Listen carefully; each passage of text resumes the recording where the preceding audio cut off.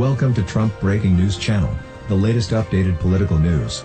Thanks so much for watching, and don't forget like and subscribe to get the updated news. Breaking: U.S. blames Iran for drone strikes against world's largest oil facility.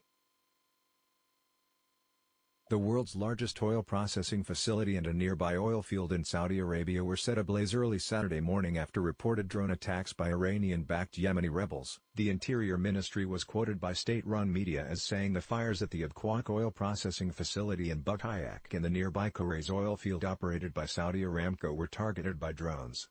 It wasn't immediately clear if there were any injuries.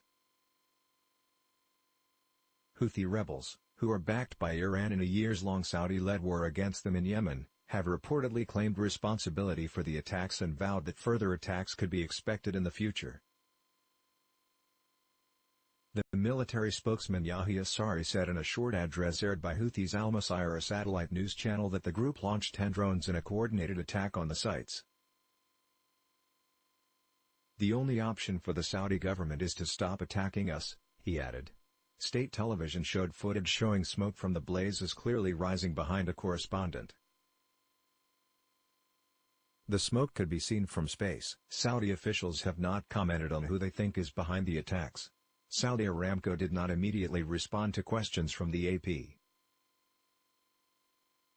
Meanwhile, the Wall Street Journal reported that the government is shutting down half of its oil output after the drone strikes, which amounts to a loss of about 5 million barrels a day, or roughly 5% of the world's daily production of crude oil. Sources said Saudi Aramco held an emergency board meeting on Saturday to manage the unfolding crisis. The oil facility processes sour crude oil into sweet crude, then later transports onto transshipment points on the Persian Gulf and the Red Sea. Estimates suggest it can process up to 7 million barrels of crude oil a day. The Khurais oil field is believed to produce over 1 million barrels of crude oil a day. It has estimated reserves of over 20 billion barrels of oil, according to Aramco. The plant has been targeted in the past by militants. Al-Qaeda claimed suicide bombers tried but failed to attack the oil complex in February 2006. The U.S. Embassy in Riyadh said it was unaware of any injuries to Americans. Saudi Aramco employs a number of U.S. citizens, some of whom live in guarded compounds in the kingdom near the site. President Donald Trump called Saudi Arabia's Crown Prince Mohammed bin Salman in the wake of the drone strikes and expressed the United States' readiness to cooperate with the kingdom in supporting its security and stability, according to a news release from the Saudi embassy in Washington. Trump said recent attacks against Saudi state-run oil facilities have had a negative impact on the U.S. and global economies.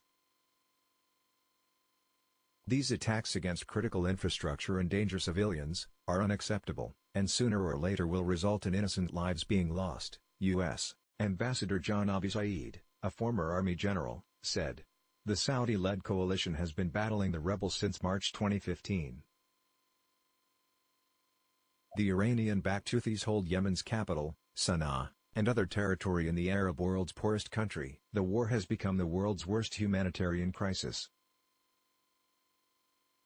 The violence has pushed Yemen to the brink of famine and killed more than 90,000 people since 2015, according to the U.S.-based Armed Conflict Location and Event Data Project, ORACLE, which tracks the conflict.